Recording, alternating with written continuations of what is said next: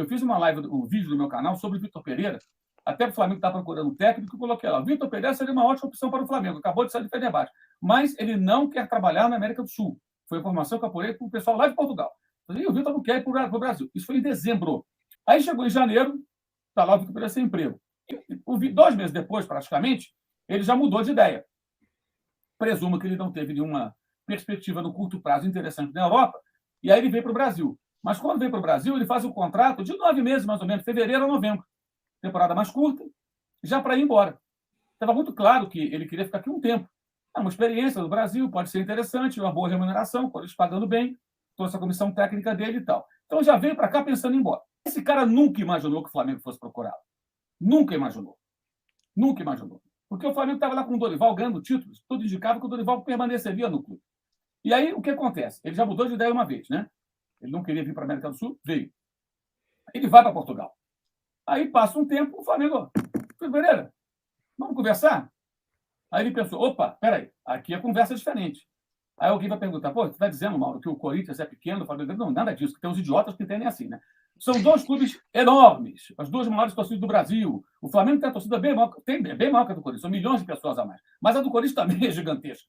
E está no principal mercado, que é São Paulo. Então são 2 clubes que deveriam estar brigando junto com o São Paulo, com o Vasco e com o Palmeiras, os 5 maiores de torcida, brigando ali, ó, assim, um faturou 900 milhões, 1 milhão, 1 bilhão e 100, um contratou fulano, outro... Deveria ser assim, se todos ficassem bem administrados. Mas não é isso. Então, hoje é uma disparidade entre os clubes. Ela é muito clara. O Corinthians chega num ano que ele fatura, foi ano anterior, 2021, metade do faturamento do Flamengo. Um fatura 1 bilhão, outro fatura 500 milhões. Então, criou-se uma diferença que há uma década era o inverso. Era ao contrário. O Flamengo estava lá tentando juntar os cabos e recomeçar com a reconstrução, e o Corinthians era o campeão da Libertadores, campeão mundial, era campeão de tudo. Contratou o Pato por uma fortuna, 15 milhões de euros na época e tudo mais. Mas quando o Flamengo procura, isso ficou claro na coletiva, e já na véspera da entrevista que ele deu para a TV do Flamengo, no YouTube, na Flá TV, isso também ficou claro. Ele fala, ele deixa claro que ele muda de ideia porque é o Flamengo. Só porque é o Flamengo. Mas não é porque o Flamengo é maior que o Corinthians, não é isso. Os 2 são grandes. É porque o momento do Flamengo dá a ele uma condição que o Corinthians não dá. Mas acho que existe uma discussão mais profunda, que eu acho que não está sendo tratada devidamente, que é o porquê dessa disparidade entre os clubes. Por que um técnico estrangeiro, sem laços efetivos com clubes brasileiros, não quer ficar no Corinthians, com toda a sua magnitude, mas é louco para treinar o Flamengo? Por que isso está acontecendo e há uma década era o inverso? Aliás, há uma década aconteceu... Aí vou entrar num outro tema, uma coisa também que eu tenho notado. A indignação com o Vitor Pereira é muito específica, porque há uma década o Mano Menezes saiu do Flamengo depois de uma derrota para o Atlético Paranaense do Maracanã, sem mais nem menos. Falou, não quero mais, os jogadores do Inter, foi embora. Isso. 80 e poucos dias depois, 90 dias depois, ele estava no Corinthians, que na época era a Red Bull, né? Ou a Mercedes.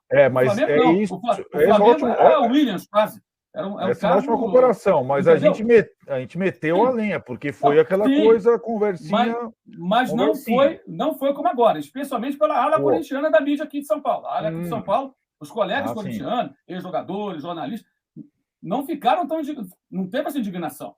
Eu moro aqui desde 93, estou acompanhando isso de outros carnavais. Não houve isso. Houve um outro episódio também, em 2011, do Muricy.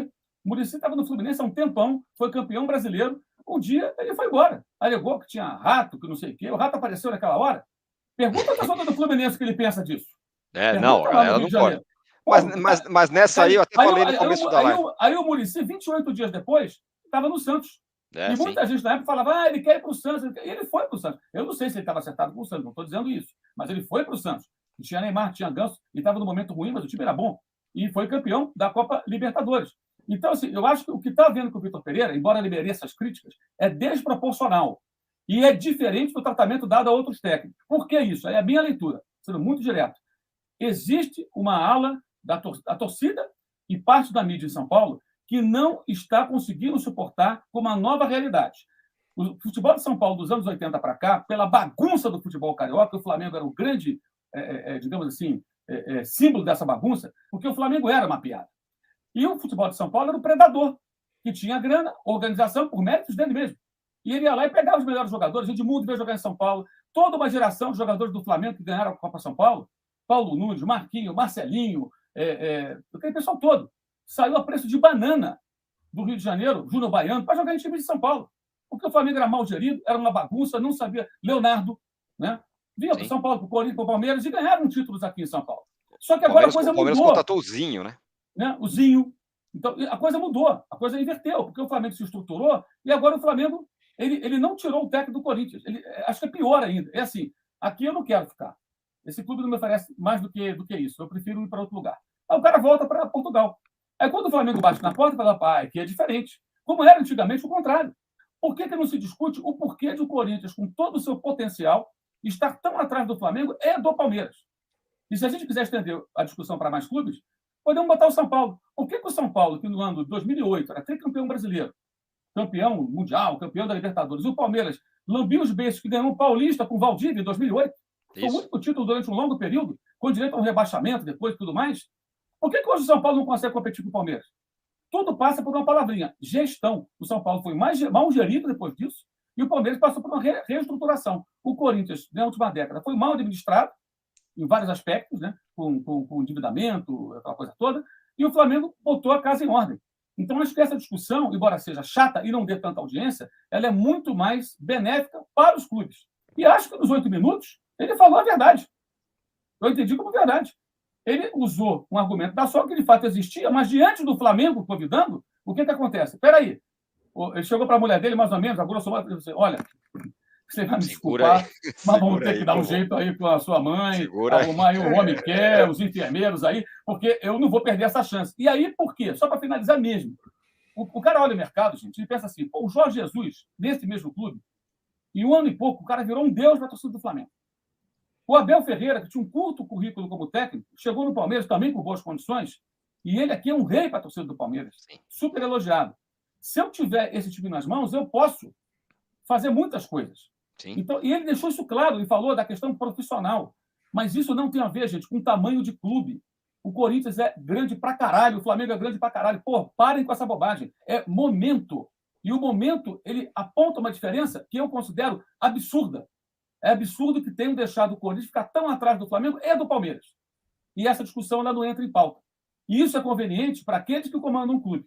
Então, os corintianos, jornalistas e torcedores que ignoram isso, não ajudam o Corinthians. Não ajudam. Essa é a minha leitura disso tudo.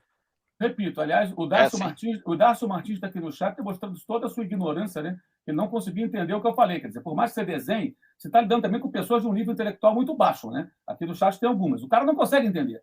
Ele entende qualquer coisa que não seja dar porrada no Vitor Pereira, como se fosse malhar o Judas, esses elementos acham que é defesa. Eu não estou defendendo. Eu acho que ele agiu errado.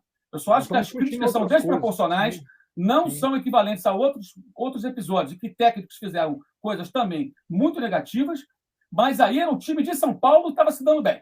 Eu estou indo para o Santos, eu estou indo para o Corinthians, aí aqui não tinha crítica. Ficava lá a torcida do Fluminense reclamando, do Flamengo reclamando, lá no Rio. E o pessoal do Rio reclamando. Então também tem barrismo. Pra caralho. Aqui tem, lá tem, todo lugar tem. Né? Mas agora é diferente. A ordem mudou, irmão. Esse é o problema. Agora o predador é o Flamengo. E o Flamengo não é de São Paulo. O Flamengo é do Brasil. Né? Tem torcida pra caralho em qualquer lugar. E isso está incomodando. Porque não vai mudar. A não ser que os dirigentes também façam várias cagadas. Isso não vai mudar. Pode até perder campeonato, pode fazer merda, contratar técnico ruim, pode acontecer um monte de coisa ruim, como já aconteceu em 2021, que perderam tudo. Mas essa diferença, ela tende a continuar. E isso está apavorando muita gente. E tem muita gente que está botando isso para fora em função dessa história do Vitor Pereira. E não se discute o cenário. O cenário é muito claro. Ele pode ser o pior homem da face da terra, na opinião de algumas pessoas. Mas esse cara escolheu um clube em detrimento de outro. Ou seja, o tratamento é diferente por uma razão. Não é porque o Flamengo é bonitinho, é porque o Flamengo está muito à frente do Corinthians. E por que não se discute os responsáveis por o Corinthians estar tão atrás do Flamengo? Esse é o ponto. Esse é o ponto que me impressiona a vista grossa, entendeu? De muita gente que se diz corintiano, torcedor, jornalista, gente que fala do Corinthians o dia inteiro, e não falam sobre isso.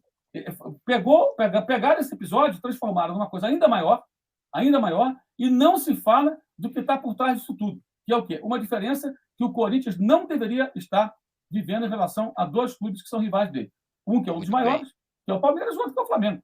E isso tudo. Se o Corinthians tivesse o faturamento de 1 bilhão, uma dívida controlada, um puta time, ele teria renovado. O Flamengo nem teria como convidá-lo. Só que o Corinthians hoje corre numa raia, o Flamengo corre na outra. Como eu falei, o Corinthians hoje ele é a McLaren e o Flamengo é a Red Bull.